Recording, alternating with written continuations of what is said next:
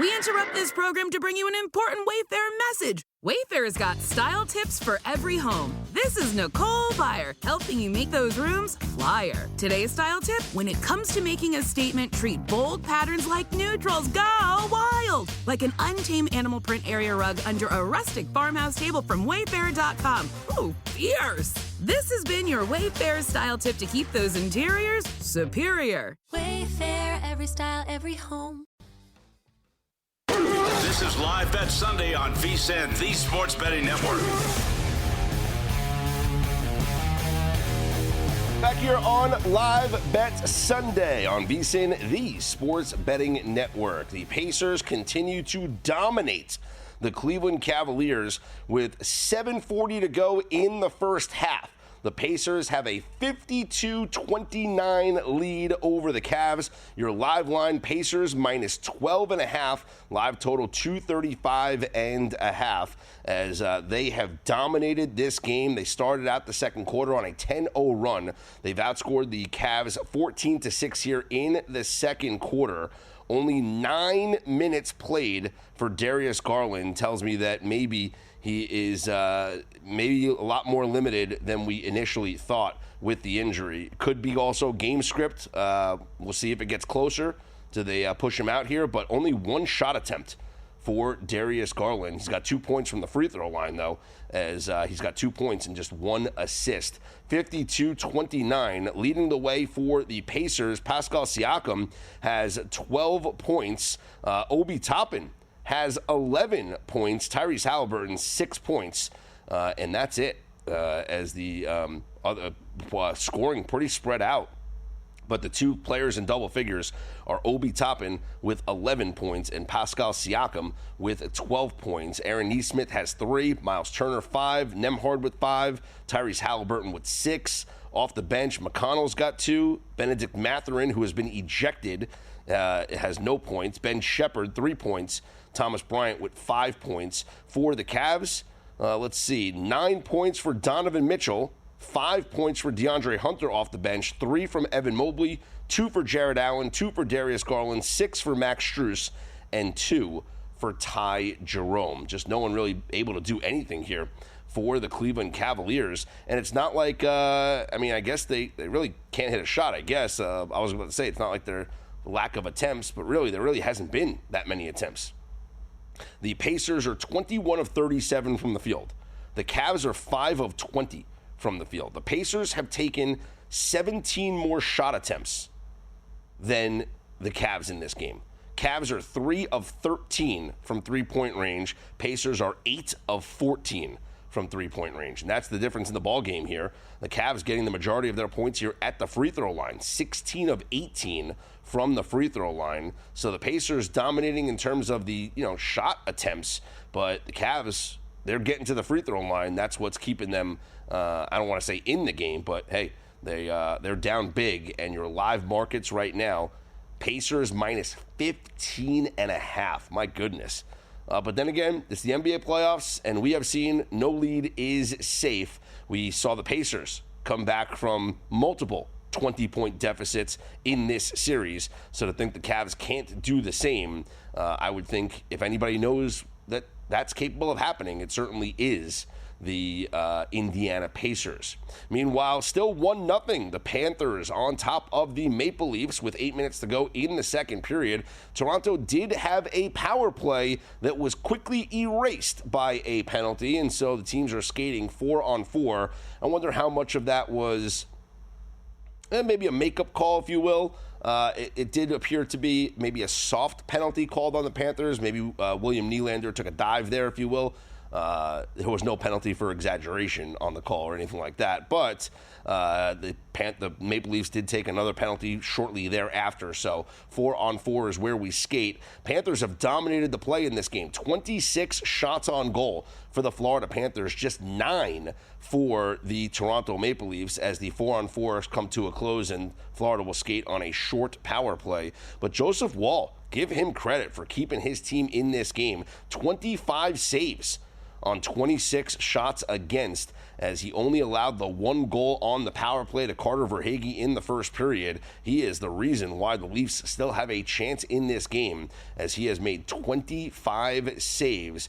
And as I mentioned, not a lot of shot attempts for the Toronto Maple Leafs, so it's not like Bobrovsky's been tested at all. He's made 9 saves on just the 9 shot attempts against him, as we skate here with a little over 6 minutes to go in the second period. And Toronto, not a lot of activity on Sergei Bobrovsky. We are in the top of the 8th inning in Cleveland, and the Phillies holding on to a 1-0 lead over the Guardians. So for our Phillies minus a 1.5, we're going to need some runs here from the Phillies, as they have the top of the lineup here in the top of the 8th inning. So this might be our last chance to get some runs, or at least, I mean, we still have the top of the 9th inning, of course, so it's not our last chance, but maybe our last best chance, with Stott, Turner, Harper, and Schwarber due up here in the top of the 8th inning. How about the night from Zach Wheeler, as it looks like his night is likely done, as he is at 93 pitches. But Wheeler, 7 shutout innings, 3 hits allowed, 2 walks, and 8 strikeouts. He is putting himself right in the thick of the National League Cy Young conversation, as we are in early May here, but hard to find other candidates that have pitched better than Zach Wheeler. It's only been maybe a handful of guys in the Cy Young conversation right now in the National League. Meanwhile, Luis Ortiz had a great start for Cleveland, 6 innings, 9 strikeouts. That is the second high for him on the season, as he goes over his strikeout prop. Both of these guys went over their strikeout props in this game. Ortiz just allowed the solo home run to Schwarber in the second inning. That was the only run he allowed. And then it was Cade Smith came in for the 7th inning, and right now we have Tim Herron in for the Guardians here in the top of the 8th, as the Phillies have the top of the lineup up, looking for some insurance runs. We're going to keep an eye on everything going on here in the basketball game, as the line is now 17.5. The Cavs absolutely dominating. The Pacers absolutely dominating the Cleveland Cavaliers. Pacers are shooting 56% from the field, 57% from 3, 23 of 41 from the field, 8 of 14 from three-point range. The Cavs, 6 of 25 from the field, 4 of 15 from three-point range. So they haven't been able to hit anything, and they have been outscored in this second quarter 22-9. The Cavs are being embarrassed right now. Donovan Mitchell, who's been the hero for the Cleveland Cavaliers here in this postseason, 9 points on 2 of 9 shooting. Darius Garland, 5 points on 1 of 2 shooting. He hit the only three-pointer that he took, and he has 1 assist. Rebounds, the leading Evan Mobley.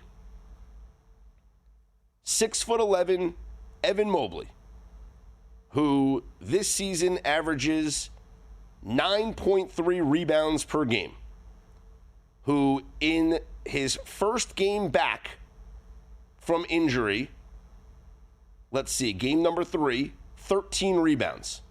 In game number 1, 10 rebounds against this Pacers team. Evan Mobley in the first half of this game has 1 rebound.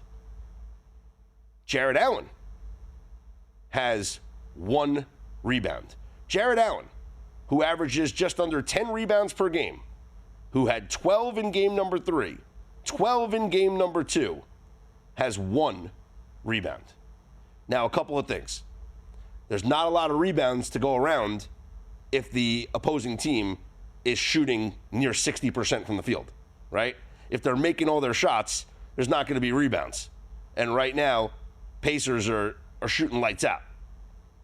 But still, rebounds, and the rebounds are pretty close to even. The Pacers are out rebounding the Cavs 18-13, but it's surprising. The Cavs are known for their size inside, and they are not getting their size inside.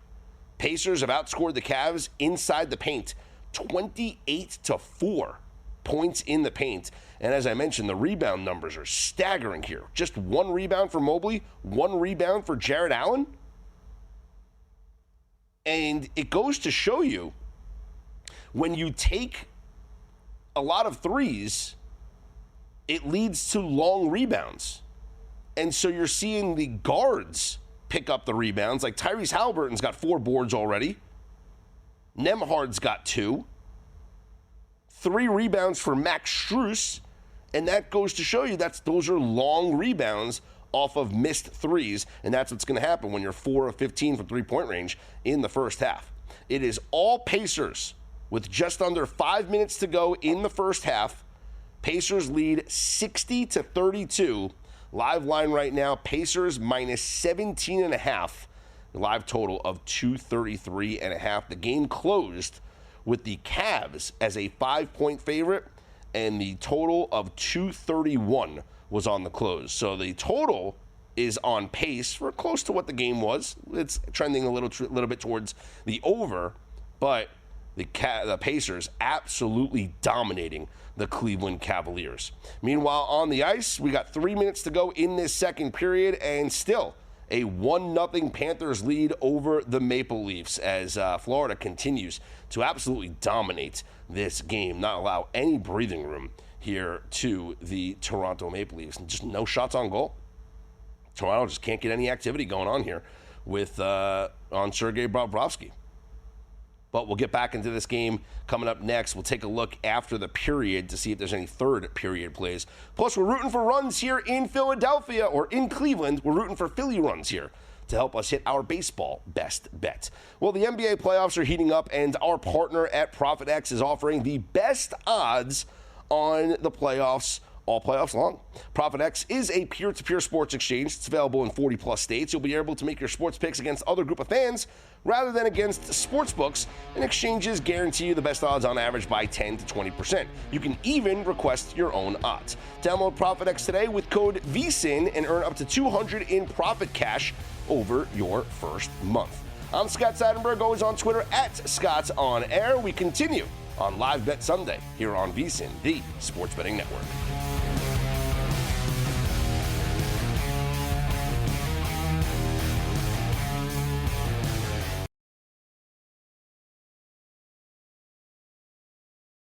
This is Live Bet Sunday on VSIN, the Sports Betting Network.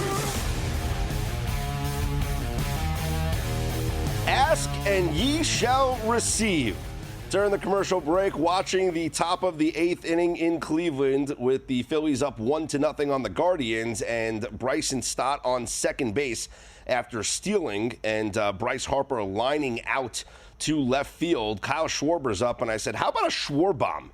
Second Schwarbomb of the night. Just give us a nice little 3-0 cushion going into the bottom of the 8th inning. Like, why not?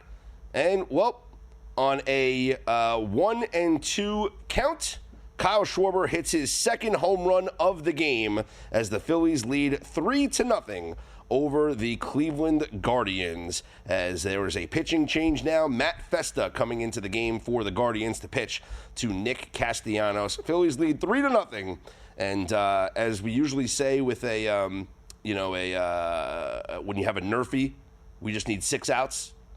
Well, we're 6 outs away. We got to get through the bottom of the 8th and the bottom of the 9th, and we can cash our Phillies minus a run and a half. Castellanos flies out to right field. That'll do it for the top of the 8th inning. Phillies lead 3-0 going to the bottom of the 8th there in Cleveland. Again, 6 outs. That's all we need. 6 outs and a handshake, boys. And let's get the job done.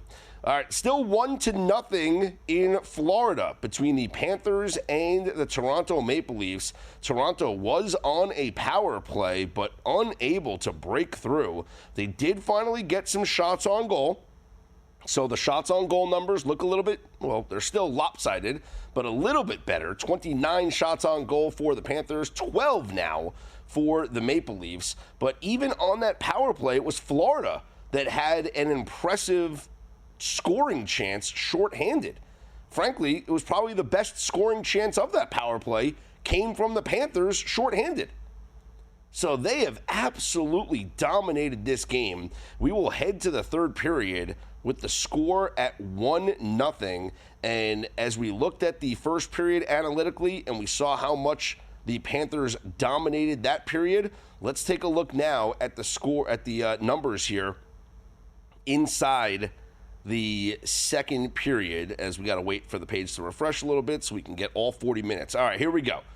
First period, as I mentioned, absolutely dominated by the Florida Panthers with 30 shot attempts, 23 of those getting through to the net, 15 on goal, right? And 4 high danger scoring chances to just 1 for the Toronto Maple Leafs. But in the second period, okay, I guess it was a little bit more of an even period than I thought. So the second period, 28 attempts for the Panthers to 20 for the Maple Leafs.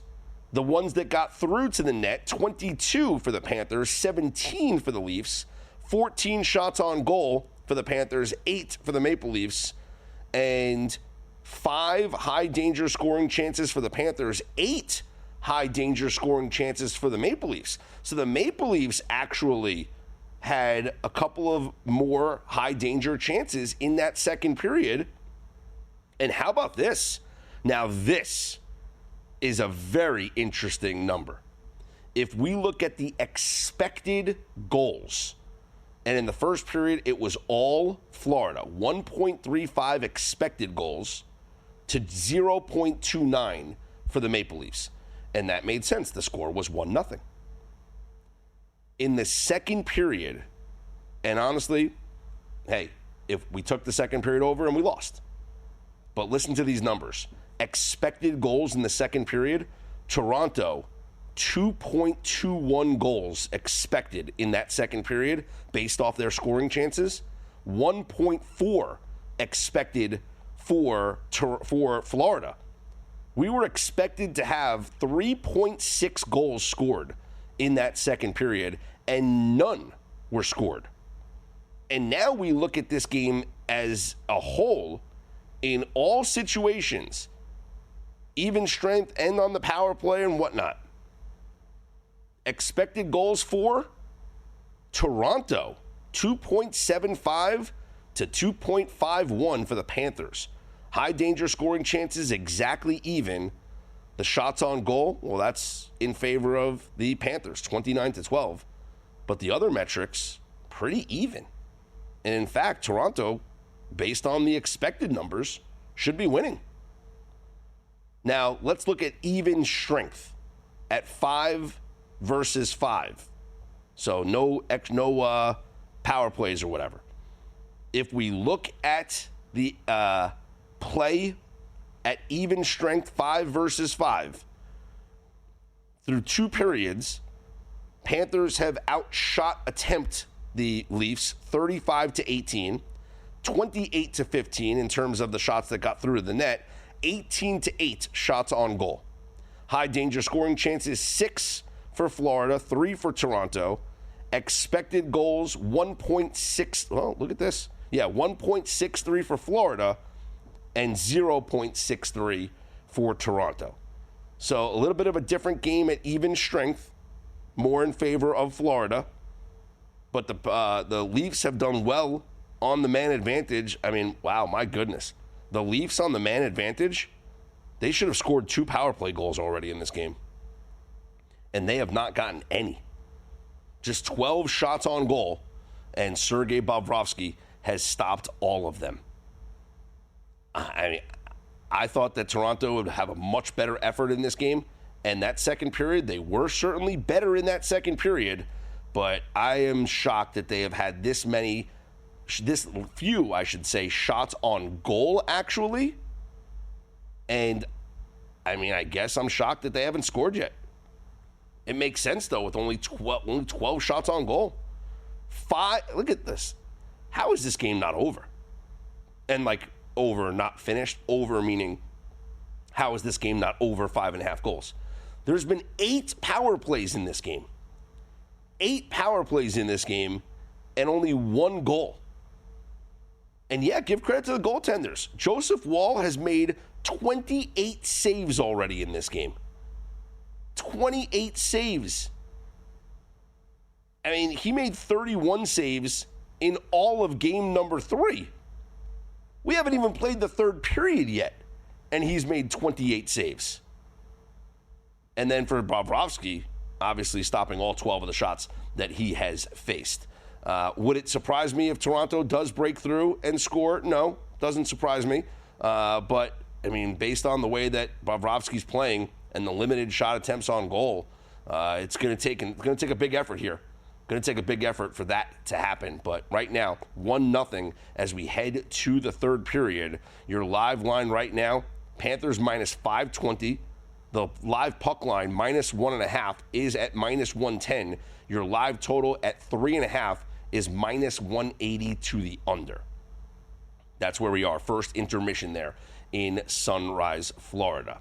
Meanwhile, the Phillies have gotten through the bottom of the 8th inning, so a 3-0 lead for the Phillies over the Guardians as we head to the top of the 9th inning.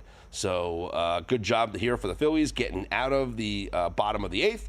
And now, hey, if the Phillies score in the top of the 9th, that's great. We'll get more insurance runs, but if not, it's okay. We're 3 outs away from the win here. Just get us 3 outs, as we say, 3 outs and a handshake, and the game will be over. We'll cash the Phillies minus a 1.5.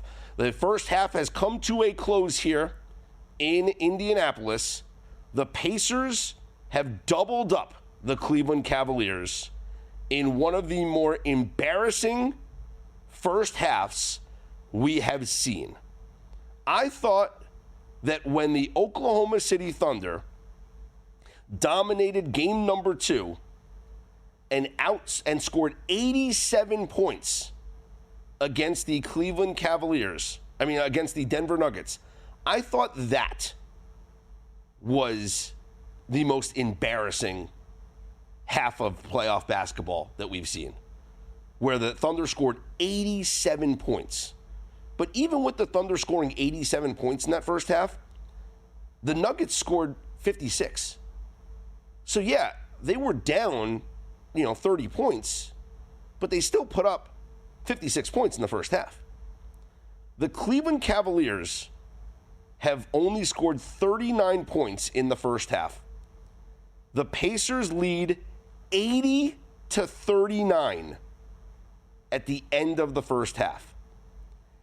80-39. I'm sorry. That's the most embarrassing first half of playoff basketball I think I've ever seen. The live line is Pacers minus 32.5. Unbelievable. I guess if we're looking at something to bet, over 235.5 right now. I mean, there's got to be more scoring in the second half, right? Edge Boost, the first ever bank account built for bettors, ensuring all gambling transactions are approved, no usage fees, no minimums, earn cashback rewards, 100% approval for all betting deposits. Sign up today at edgeboost.bet with promo code LIVE, deposit $25, and Edge Boost will match the deposit. That's edgeboost.bet. More Live Bet Sunday comes up next here on VSiN, the Sports Betting Network. This is Live Bet Sunday on VSiN, the Sports Betting Network. 80-39, the Pacers lead the Cavaliers at the half. 41 points is the largest halftime lead in NBA postseason history as we continue what has been a historic NBA playoffs. And I am standing by my stance. And people can continue to give me, as much heat for this take as they want. Call it a hot take if you will. But I am not changing my opinion. For all the great finishes that we've had, the last second shots, the comebacks, if you will, anybody that says that this NBA playoffs has been great, it's results bias. You're talking about great finishes. My take and my opinion is that these NBA playoffs have been some of the worst basketball I've ever seen in my life. The number one seed in the Eastern Conference is down 41 points at the half right now, in essentially a must-win game, because you don't want to avoid going down three. You don't want to go down 3-1. You have to avoid that. It's not a death knell. You're not going to automatically lose the series. It's not like going down 3-0, but 3-1 is pretty hard to come back from. You're down 41 points. We saw the Thunder go up by 30 points in the first half of a game, scoring 87 points in the first half, a playoff record. We've seen efforts by teams here in this NBA playoffs, 16 points from the Cavs here in this second quarter. We've seen 15-point quarters from these teams. We saw the Denver Nuggets in the first quarter of their game earlier today, score 8 points. 8 in a quarter. The Pacers just scored 80 in the first half. The Nuggets scored 8 points in the first quarter earlier today. Teams blowing 20-point leads in the second half is not because the games have been great. It's because those teams that go up by 20 are playing terrible basketball. The Celtics missing 45 three-pointers in game number 1 is terrible basketball. The Cavs blowing a 7-point lead with under 90 seconds remaining in the game is terrible basketball. The Thunder fouling up 3 with 11 seconds left in the game and Nikola Jokic off the floor is terrible basketball. Chet Holmgren missing 2 free throws at the end of the game. Terrible basketball. These NBA playoffs have not been great. They've not been good. This has been some of the worst basketball you've ever watched. So we could be results biased all we want and talk about how, it's incredible to see the Knicks have a game-winning shot. Jalen Brunson, game-winning shot. Aaron Gordon, game-winning dunk. No, we've seen some of the worst basketball we've ever seen. The Miami Heat in the first round of these NBA playoffs had no business playing basketball against the Cleveland Cavaliers. It was pathetic that we had to force the Cavs to play 4 extra games here in these playoffs against the Miami Heat. Same thing in the Western Conference. To force the Oklahoma City Thunder to play 4 extra games against a hapless Grizzlies team, that was pathetic basketball. To watch a team outscore their opponent 80-39 in the first half of a playoff game, it's not great NBA playoffs. Look at all this history. This is terrible. Absolutely terrible. I can't, unless you are a fan of these teams, how in the world are you entertained by this? I mean, cool. We want to bet our props, and, I'm sure every same-game parlay is hit here on the Indiana Pacers because it seems like everybody's going over their points total here. Let's see. Miles Turner, 18 points, 4 of 4 from three-point range. Pascal Siakam, 12 points, 2 of 2 from three-point range. 13 points from Obi Toppin, 12 from Tyrese Halliburton. Cool, fun, cool basketball. An NBA team shot 8 of 32 from the field in the first half. The Cavaliers made 8 baskets in the first half. 8. The Pacers were 30 of 50 in the first half. The Cavs, 8 of 32. I'm supposed to sit here and say these NBA playoffs have been great? This is some of the worst basketball I've ever seen in my life. This is embarrassing. And you want to talk about, it's parity, right? Parity in the league. This is amazing. Look at the lower seeds being able to come back, and it shows us how even these teams are. These games there's been 20-point leads in every game. What kind of sport is this? One team goes up 20, the other team then comes back to go up 20. I mean, we're on a live betting show, so we're taking advantage of some of this stuff by betting these things and betting these runs. But this is pathetic. This is pathetic. Only way I could look in this game is the over. But that being said, once we get late in this game, this remains a 40-point game. If the Cavs don't surge here in the third quarter, the backups are coming in the fourth quarter. We know they're going to miss all the shots that they take because that's what happens when these backups come into the game. And these possessions might wind up being just dribble out at the end of the game. So I actually might be looking at a fourth quarter under. In fact, a bet that I would look to make right now is I would actually look at the Cavaliers in the fourth quarter. So right now, you can bet the Cavs, but you're being taxed on it. The sports, but they know. The sports books know what's going to happen. Cavs are minus 6.5 for the fourth quarter right now. I can't make that bet, but that was the lean. That was the read, is to bet the Cavs in the fourth quarter. Because the Pacers starters will come out of the game, the backups will be in, and you would want to take the Cavs fourth quarter. Right now, total in the fourth quarter is 55.5. Feels like it's an under, but hard to come up with a value play, seeing how bad that these teams have been. That one team has been. My goodness, this is atrocious. All right. We are in the bottom of the ninth inning in Cleveland. The Phillies have a 3-0 lead on the Guardians. So we need to get out of this bottom of the ninth inning, and we will cash our best baseball bet of the night with the Phillies minus a run and a half.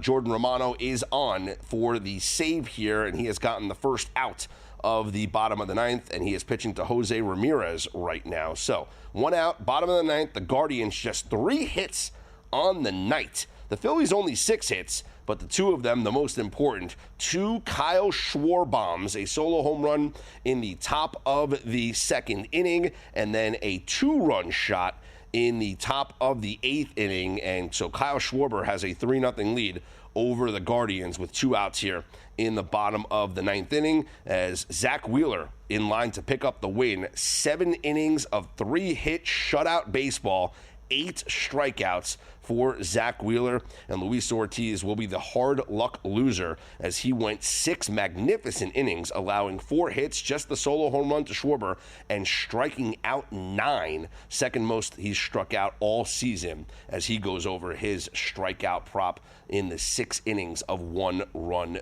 baseball. But the Phillies looking to close out this win. We're looking to close out a winning bet, and we will move our attention to the Monday slate of games. Look to see what we can come up with here in the Major League Baseball scoreboard. On the ice, it is still a 1-0 game. Panthers leading the Maple Leafs about 2 minutes or so into this third period, and we'll see if we have some fireworks, some excitement, if Toronto can tie the game or if the Panthers can pull away. Panthers win would even this series at 2 games apiece, and I would venture the Panthers would then become a pretty significant favorite to win the series, despite the fact that they will go to Toronto with the series even at 2 games apiece. But just because of how much better they've been in these last 2 games, the market will act accordingly. You want to know where the real money is going? Unlike other sources, our betting splits come straight from Circa and DraftKings Sportsbook, giving you insight into where the sharp action is landing. Circa is known for taking big bets from professional bettors, while DraftKings provides a broader market perspective.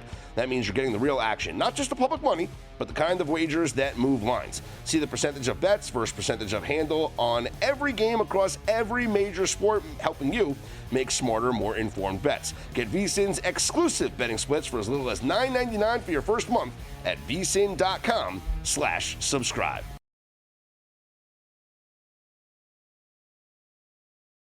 This is Live Bet Sunday on VSiN, the Sports Betting Network. Back here on Live Bet Sunday, I'm Scott Seidenberg with you on VSiN, the sports betting network. Cash Hour Baseball Best Bets. Sunday Night Baseball has come to a close in Cleveland as the Phillies, with a 3-0 win over the Guardians, cover the 1.5, or I should say Kyle Schwarber covers the 1.5. 2 Kyle Schwarber home runs, the only scoring in that game. Bad night to be a Cleveland fan.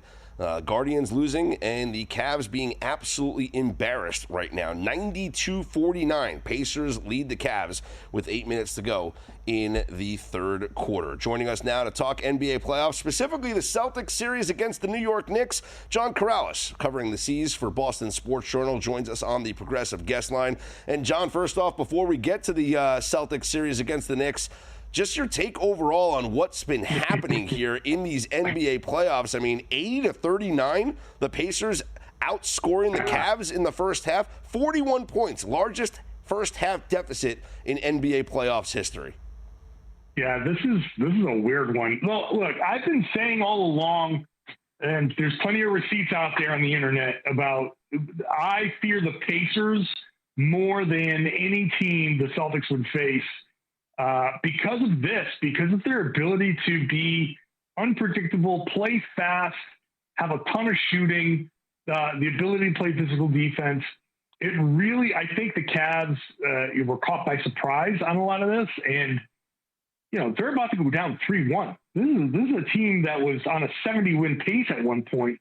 The OKC Thunder are in a 2-2 series with the Nuggets. And people thought the Nuggets were cooked. It's been a weird second round. I don't know. I know last night when the Celtics beat the Knicks, after last night's games, I think it was 3-9. Home teams were 3-9 in the second round of the playoffs. That's just such a bizarre number. It's been so weird, but parity at play. I think the NBA kind of enjoys this. Yeah, it's enjoyable to see other teams have a chance to win, especially in a league where we often say going into the season that there's really only a small handful of teams that truly can win an NBA title. And I think even this season, as much as, we're having fun here with the teams, the Pacers doing well and, the Knicks getting out to a 2-0 series lead, I don't think you could find many people that were picking any team besides the Celtics, Thunder, maybe the Clippers, because a lot of people had love for the Clippers here coming into the playoffs to win the NBA title. I mean, it seems to be like this was always going to be a Celtics Thunder NBA title. It did. It's kind of weird. I think one of the things that's happening is the game is being called so differently. The officiating is so different, and we can argue whether it's better or worse, but it's no doubt different.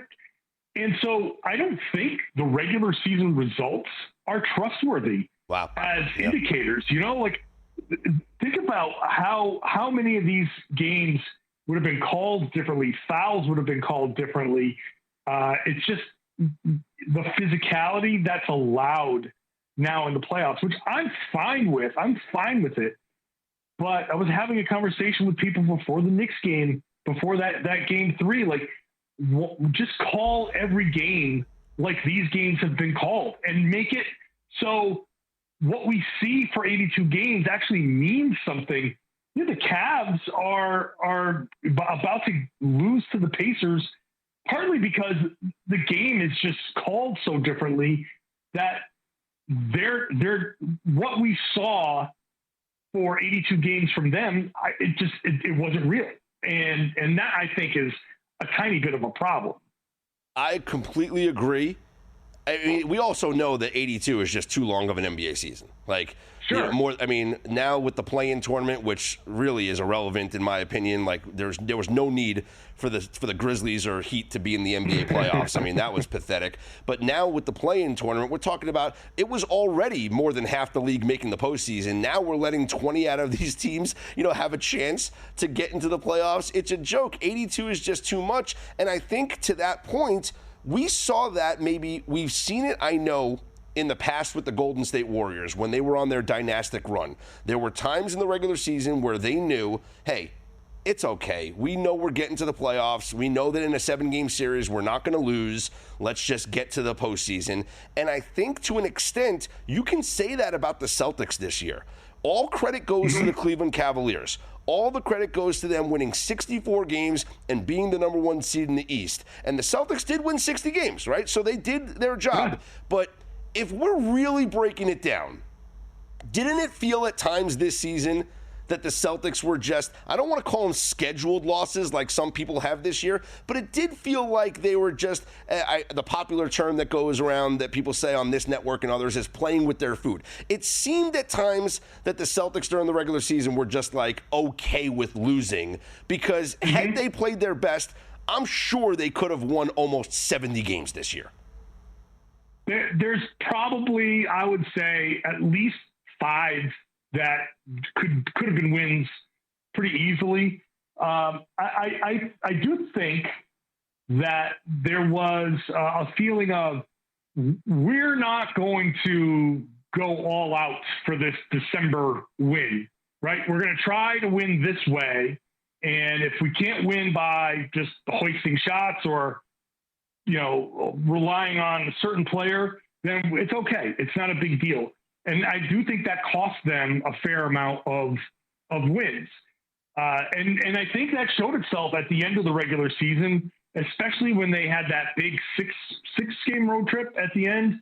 Was it March? And they swept that. And you're like, oh, okay, this is the team. These are the guys.